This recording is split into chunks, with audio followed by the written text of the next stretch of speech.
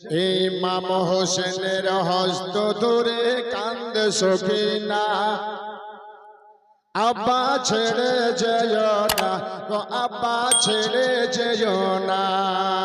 ইমাম হোসেনের হস্ত ধরে কান্দে সখিনা, আব্বা রেখে যেও না গো, আব্বা রেখে যেও না। নবী পাকের পাগড়ি খানা মাথায় বাঁধিল, শেরে খোদার তরবারি হাতে নিল।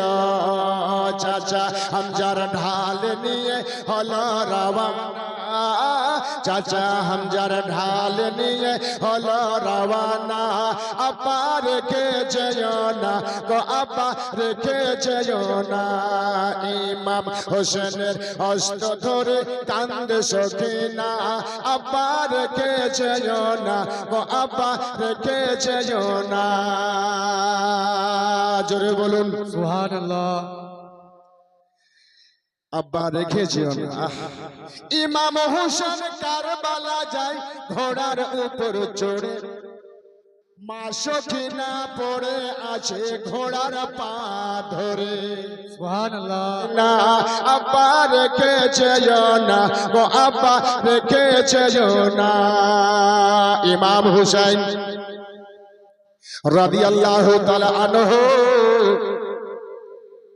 তিনি যাবেন কারবালায়।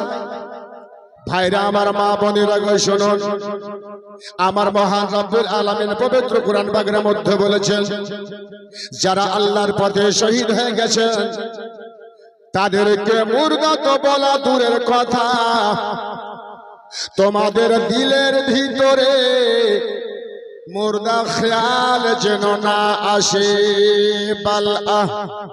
বলকে দারা জিন্দা ইনদা রাব্বিহিম ইরযাকুন, আল্লাহর তরফ হইতে তিনারা রোজে পাচ্ছেন এবং পাবেন, তাদের জন্য কোনদিন রোজে বন্ধ হবে না। সেই পদের প্রতীক হয়েছেন ইমাম হুসাইন, সেই পদের প্রতীক হয়েছেন আউন মোহাম্মদ, সেই পদের প্রতীক হয়েছেন হযরত আলী আসগর রাদিয়াল্লাহু তাআলা আনহু। ভাইরা আমার, বাবারা, তাদের দিকে আমি যাচ্ছি না। ইমাম হুসাইন রাদিয়াল্লাহু তাআলা আনহু ভাইরা যাবেন কারবালায়। তবে বেটাই শহীদ হলো, দাদা শহীদ হলো, ভাই শহীদ হলো। ইমাম হোসেনের বাড়ি, ইমাম হোসেন দুলদুলেছে দিকে যাবেন কারবালায়। যখন কারবালাতে গেলেন, আল্লাহু আকবার, আল্লাহু আকবার, ইমাম হোসেনকে 22,000 সন্ন্যাসী ঘেরাও করলো। কিন্তু ইমাম হোসেন বলছেন, দাঁড়ারে দাঁড়ারে, তোদের সঙ্গে একটু আমি জালসা করবো রে। আজকে যেমন ভাবে আলিপুরের মাটিতে আজকে এই কাশেমনের দরবারে যেভাবে জালসা করছেন আপনারা, ইমাম হোসেন তখন বলেছিলেন, দাঁড়া, তোদের সামনে আমি একটু জালসা করব রে।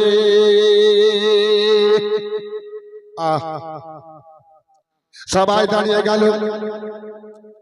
ইমাম হুসাইন রাদিয়াল্লাহু তাআলা আনহু বক্তব্য দিতে আরম্ভ করলেন কি, তোমরা কার সঙ্গে যুদ্ধ আসছো রে? তোমরা কে জাদু রে? আমি মা ফাতেমার বেটা রে, আমি শেরে খোদার লাফতে জিগর রে। আমার মহান রব্বুল আলামিন আল্লাহু আকবার কাল কিয়ামতের মাঠে যখন কিয়ামত কায়েম করবে, ইসরাফিল ফেরেশতা বাঁশিতে ফুঁক দেবে, দুনিয়াটা ধ্বংস হয়ে যাবে, আমার নানার রওজা ভাঙবে না। ৭০,০০০ ফেরেশতারা এসে আবার নানাকে নিয়ে যাবে হাসরের ময়দানে। আমার নানা যতক্ষণ না যায় ওই কিয়ামতে বিচার বসবে না। তোমরা কি জানো না রে, আমি সেই নবীর নাতি রে, আমার সঙ্গে মোকাবেলায় আসো। ইমাম হোসেন যেভাবে বক্তব্য দিতে গেলেন তিনার বক্তব্য শুনে ইয়েজিদি সৈন্যরা সবাই হাউ হাউ করে কাঁদতে আরম্ভ করেছে। সীমান বলল, হোসেন তুমি ওয়াজ করা বন্ধ করো, তোমার ওয়াজ শুনতে চাই না, তুমি ওয়াজ করা বন্ধ করো। হোসেন বলছেন, শোনো গো, আমি আমার জান বাঁচাবার জন্য বক্তব্য দিলাম, এই জন্য বক্তব্য দিলাম কাল কিয়ামতের মাঠে আমার নবী মুস্তাফা সাল্লাল্লাহু তাআলা আলাইহি সাল্লামের কাছে বলতে না পারো, ইয়া রাসূলুল্লাহ, হোসেন যদি বোঝাতো এই ঘটনা হতো না। ইয়া রাব্বুল আলামিনের নবী, আমার হোসেন যদি আমাদেরকে বোঝাতো তাহলে এই ঘটনা ঘটতো না। ইমাম হোসেন রাদিয়াল্লাহু তাআলা আনহু বক্তব্য শুনলে তারা চোখের পানি ফেললো। সীমার বলল, শুনরে তোমরা ওয়াজ করা বন্ধ করো, তোমার বক্তব্য শুনতে চাই না। হতে ইয়াজিদের নামে পায়ে থাও, আর না হলে যুদ্ধের জন্য প্রস্তুত হও। দুটাই পথ, হতে যুদ্ধের জন্য প্রস্তুত, আর না হলে ইয়াজিদের নামে পায়ে হও। ইয়াজিদ মুসলমান, ইবা কেমন মুসলমান? হ্যাঁ ভাইরা আমার, মুসলমানের পার্থক্য দেখুন। ইমাম হোসেন মনে করলেন, না, আজকে আমি 22,000 সৈন্যকে ফেলায়া ওই ফুরাত নদীর পানি আমার আলিয়াসকে দেয়নি, আলিয়াস আকবরকে দেয়নি, আবুল কাসিমকে দেয় নাই, আজকে ওই ফুরাত নদীর কাজকে আমি জয় করে দেখাবো। ইমাম হোসেন রাদিয়াল্লাহু তাআলা আনহু, আল্লাহু আকবার, 22,000 সৈন্যকে ভাটতে ভাটতে ফুরাত নদীর সরজমিনে নেমে গেলেন। ইমাম হোসেন নেমে এক চুল্লু পানি তুললেন, পানির দিকে দেখছেন আর বলছেন, হায়রে পানি, এই পানি পানি করে আমরা আলী আসগার চলে গেল, আলী আকবর চলে গেল, আনু মোহাম্মদ চলে গেল, ওসমান চলে গেল, জুবাইর চলে গেল, এ পানি আমি তোমাকে পান করব না। পানি ফেলে দিলেন, পানি ইমাম হোসেন করলেন না, বলেন সুবহানাল্লাহ। ইমাম হোসেন দুলদুল চেতে গেলেন। ওইদিকে খবর হয়ে গেল ওই হোসেন আসতেছে, পানি যদি খিমায় পৌঁছে যায়, কেউ স্বামী হারাবে হবে, কেউ বাবা হারা হবে, কেউ দাদা হারা হবে। ইমাম হোসেন যেতে না পারে। আল্লাহু আকবার, 22,000 সৈন্য রেডি, ইমাম হোসেন চলে যাচ্ছেন। ফাটতে ফাটতে ইমাম হোসেন 3 দিন 4 দিনকার ভোকা, একের পর এক লাশ আসে, কারবালায় দফন করে, খাবার নাই, পাওয়ার নাই, কিছুই নাই। আল্লাহু আকবার, বুক ভরা পাথর নিয়ে সেই ইমাম হোসেন রাদিয়াল্লাহু তাআলা আনহু কারবালার প্রান্তরে নেমে গেলেন। 10 মুহররম 61 হিজরি 680 খ্রিস্টাব্দে শুক্রবারের দিন কারবালার সরজমিনে নামলেন, আর যুদ্ধ আরম্ভ হলো। মারবো না হয় মরবো, আমার সময়কে তোরা শেষ করে দিয়েছিস রে, আজ তোদেরকে ছাড়বো না। এবার হোসেন রাদিয়াল্লাহু তাআলা আনহু যা তরবারি চালাতে আরম্ভ করলো, ইয়াজিদের দলেরা তরবারি চালাতে আরম্ভ করলো। ইমাম হোসেন রাদিয়াল্লাহু তাআলা আনহু, আল্লাহু আকবার, আল্লাহু আকবার, কেতার মধ্যে লিখেছেন, যদি একটু পানি পান করতে পারেন, আল্লাহু আকবার, 22,000 সৈন্যকে ইমাম হোসেন একাই সহে, একাই শেষ করে দিতে। কিন্তু আমার ইমাম হোসেন রাদিয়াল্লাহু তাআলা আনহু আজকে দিল দরদি আছে, কত ব্যথা নিয়া তরবারি চলিয়ে যাচ্ছে, মারবো না হয় মরবো। ইমাম হোসেন রাদিয়াল্লাহু তাআলা আনহু এমন তরবারি চলায়, ইয়াজিদি সৈন্যরা সবাই ভয় করে যাচ্ছে। আজকে ইমাম হোসেন এইভাবে তরবারি চলিয়ে যায়, তাহলে আমরা কি প্রাণের একটাও বাঁচবো না? কিন্তু ভাইরা আমার, পেটে দানা নাই, পানি নাই, আর খালি পেটে কত তরবারি চালাবে বাপ। ইমাম হোসেন রাদিয়াল্লাহু তাআলা আনহু তরবারি চালাতে চালাতে এক দুরাচার এমন ভাবে তীর চালালো, ইমাম হোসেন রাদিয়াল্লাহু তাআলা আনহু চোখের কোণাতে লেগে গেল। যেমন লেগে যাওয়া ইমাম হোসেনের চোখের কাছে অন্ধকার হয়ে গেল। আর যেমন অন্ধকার হওয়া এভাবে হোসেন রাদিয়াল্লাহু তাআলা আনহু দলদল থেকে জমিনে পড়ে গেলেন। যেমন পড়ে যাওয়া এবার হুসেন রাদিয়াল্লাহু তাআলা আনহু কারবালার সরজমিনে পড়ে আছেন, আর ওই দুলদুল পাশে দাঁড়িয়ে রয়েছে। আল্লাহ আল্লাহ, ইমাম হুসেন রাদিয়াল্লাহু তাআলা আনহু ওই বাবা পড়ে রয়েছে, আর দুলদুল চোখ দিয়ে ঝরঝর করে পানি বয়ে যায়। হোসেন ইশারা করে, এ দুলদুল যা, আমার খেমার ভিতরে খবর দিয়ে দাও আমি কামিয়াব হয়ে গেছি। যাও দুলদুল, খবরটা দিয়ে দাও। ভাইরা আমার, ইমাম হোসেন রাদিয়াল্লাহু তাআলা আনহু দুলদুল বলে, ওগো আমার হোসেন, আপনার সঙ্গে আমি এলাম, আপনার আহালিরা দেখলো, আর আমি একা যদি যাই আপনার আহালিয়ারা সবাই কাঁদতে আরম্ভ করবে।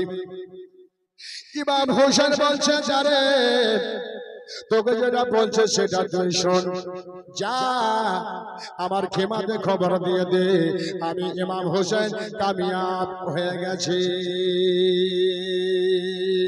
ইমাম হোসেন রাদিয়াল্লাহু তাআলা আনহু বললেন, যাও রে দুলদুল, কইও রে খবর আমার আহলিয়া যেন আর কাঁদে না, মনের দুঃখ মনে রইল, মদিনা যাওয়া হলো না। যাও খবরটা দিয়ে দাও আমি কামিয়াব হয়ে গেছি। কিন্তু ভাইরা, মা বোনেরা, আমার হোসেন জমিনে পড়ে আছেন। তিনজন ব্যক্তি এসে ইমাম হোসেনকে ধরে ফেলল। পায়ের দিকে একজন চাপলো, কোমরে একজন চাপলো, আর একজন বাবা চাপলো সিনার ওপরে। হোসেন বলছেন, তোমরা তীর মেরে ঝাঁঝরা করে দিয়েছো, তাদেরকে মনে স্বাদ মেটে নাই? বলে না। ওগো হোসেন, তীর মেরেছি, বল্ল মেরেছি, আঘাত করেছি, মনের স্বাদ মেটে নাই, তবে বসেছি আপনার ওপরে আপনার গলা কাটার জন্য। ভাইরা আমার, মা বোনেরা, চিন্তা করা মুসলমান, ইমাম হোসেন রাদিয়াল্লাহু তাআলা আনহু যখন বললেন আপনার গলা কাটার জন্য বসেছি, আমার হোসেন বলছেন, শোনো রে, তুমি কি আমার গলা কাটতে পারবে? লোকটা বলছে, হুজুর, আমি যদি আপনার গলা কাটতে না পারি তাহলে কেউ আপনার গলা কাটতে পারবে না। এত বড় কথা? বলে হ্যাঁ। বলে দেখি কি দেখাবো? ইমাম হোসেন বলছেন, আমার নানা বলে গেছে রে, আমি যখন কোচে ছিলাম, বয়স আমার ছিল 4 বছর, আমার নানা আমাকে বলেছিলেন, ভাই হোসেন রে, কারবালাতে শহীদ হবে রে ভাই, তবে তোমার গলা সবাই কাটতে পারবে না, তবে একটা লোক আছে, ওই লোকটা ছাড়া কেউ কাটতে পারবে না। আমি জিজ্ঞাসা করেছিলাম, নানা গো, ওই লোকটাকে, পরিচয়টা কি? তবে ভাই রে, আমি তোমাকে পরিচয়টা দিয়ে দিই, তোমার গলা ওই ব্যক্তি কাটবে যার সিনার উপরে লম্বা করে সিরকির মতন দাগ থাকবে রে ভাইয়া। তুমি যখন বলছো আমি ছাড়া তোমার গলা কেউ কাটতে পারবে না, তবে দেখি গো, আমার না তো আগে বলে গেছিলে ভাই রে, যে তোমার গলা কাটবে লম্বা করে দাগ থাকবে রে ভাইয়া। ওরে জীবের দলে রে, দেখে তোমার জামাটা খুলো রে, তোমার ওই বুকটা আমাকে দেখতে দাও। আমার নানার সঙ্গে কথাটা মিলে নাই। আল্লাহ আল্লাহ, যেমন পিরানটা খুলেছে, যেমন জামাটা খুলেছে, আল্লাহ আল্লাহ, তার সিনার উপরে শিরকির মতন একটা দাগ রয়েছে।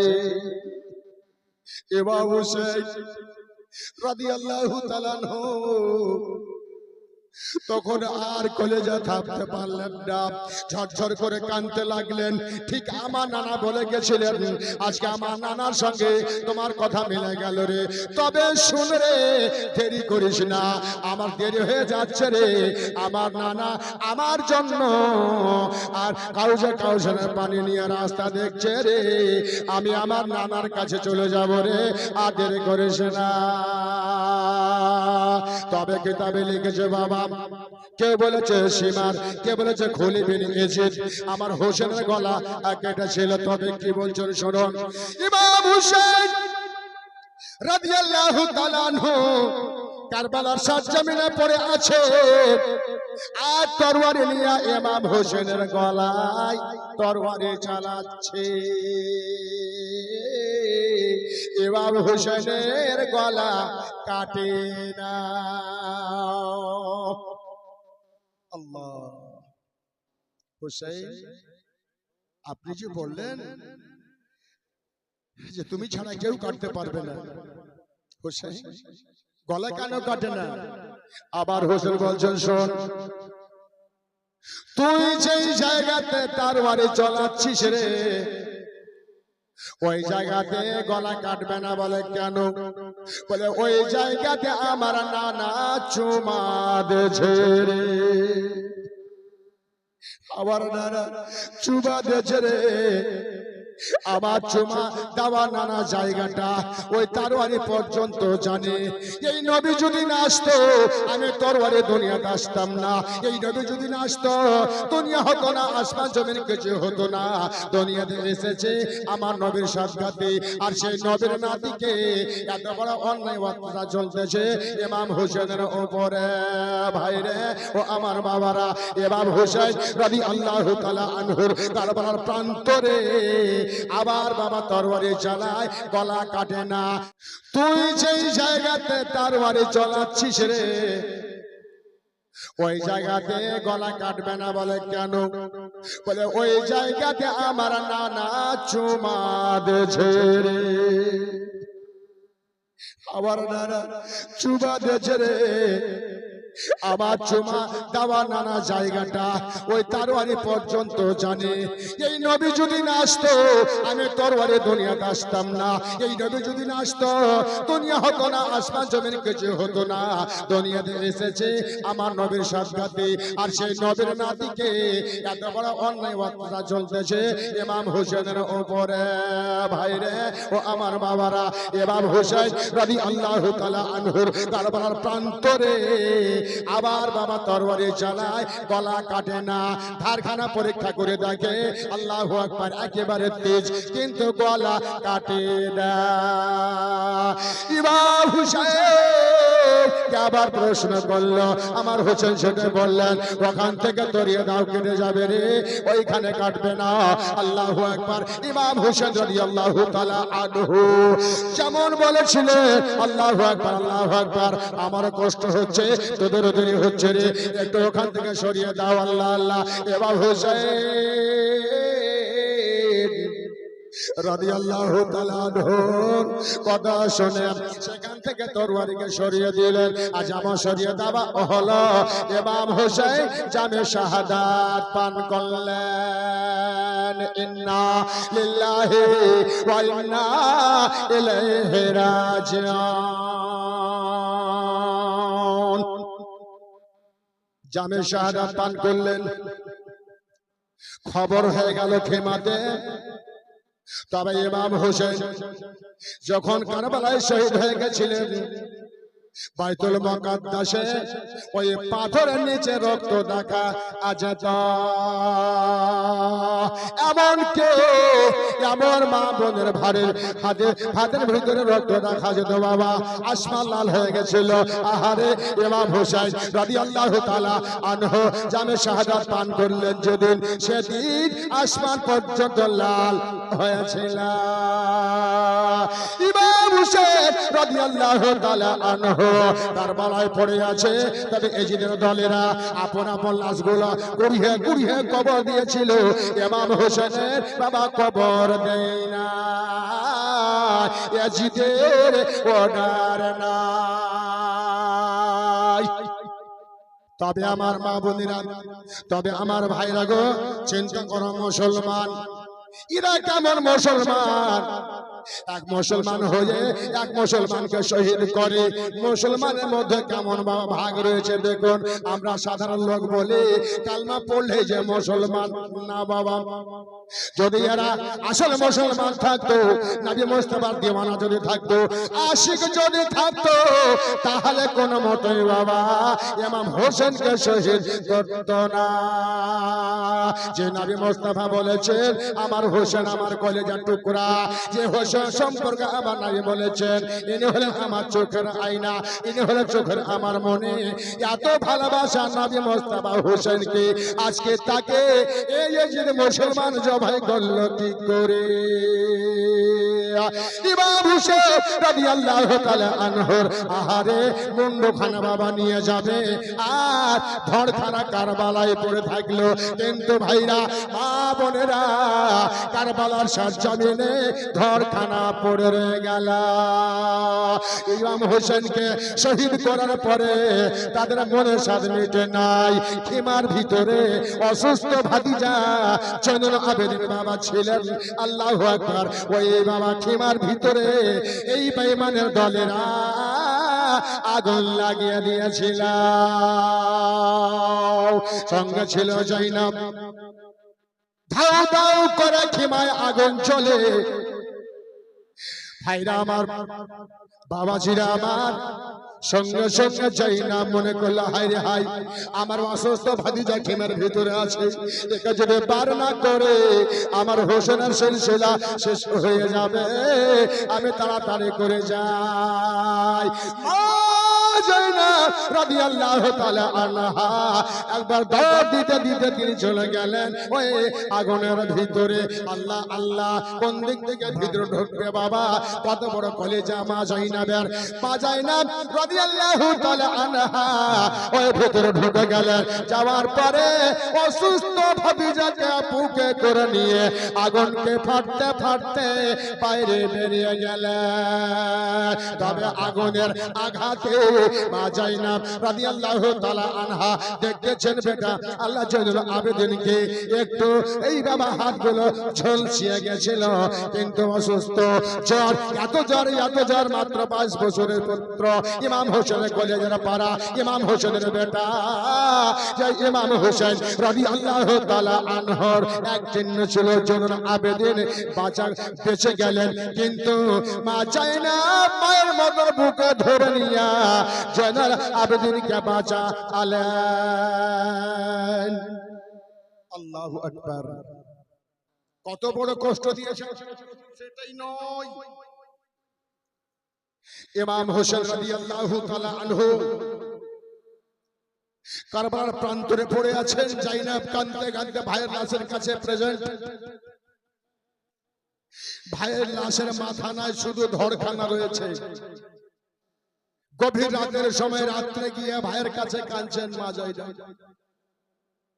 ভাই হোসেন, আজকে একসঙ্গে আসলাম কারবালার মাটিতে,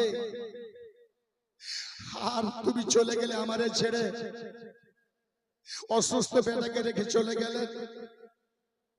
এই বলে মা জয়নাব ইমাম হোসেনের কাছে কাঁদছে। মা জয়নাবের কলেজা থামতে পারেন না। ইমাম হোসেন রাদিয়াল্লাহু তাআলা আনহুর কাছে থাকতে থাকতে থাকতে রাত 1টা। মা জয়নাব চোখের পানি ফেলে যাচ্ছেন। এত রাত্রে কে সান্ত্বনা দিতে আসবেন? 3 জন ব্যক্তি চলে আসছেন ইমাম হোসেনের লাশের দিকে। মা জয়নাব মনে করলেন তোমরা কে গো? আমার ভাইকে মেরে মনের স্বাদ মেটানি, তোমরা আবার লাশ চুরি করতে আসো নাকি?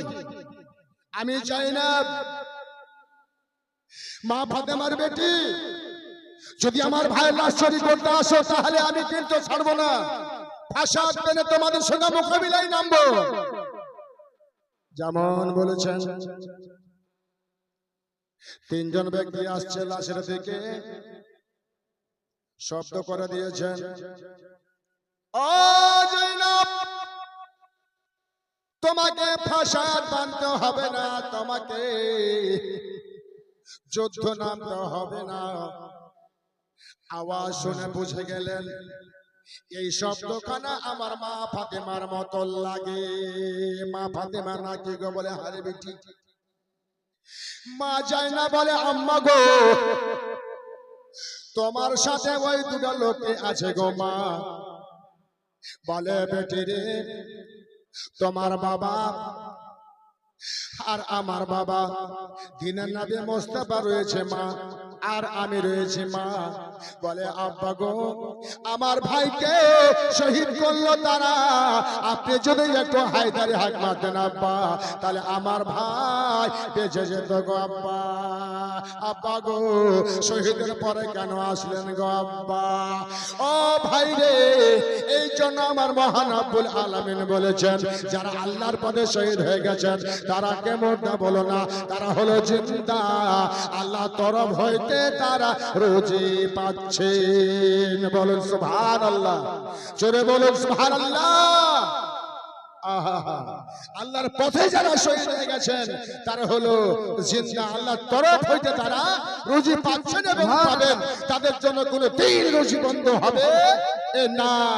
বেরাদা ইসলাম মুআজ্জাজ সামনে কারাম, আজকে সে দয়ার নবী মুস্তাফার তারিখ মা জাইনাব রাদিয়াল্লাহু তাআলা আনহা দিয়ে আস্তে আস্তে আস্তে চলে আসছেন মা ফাতেমা নবী মুস্তাফা ছেলে খোদা আলী।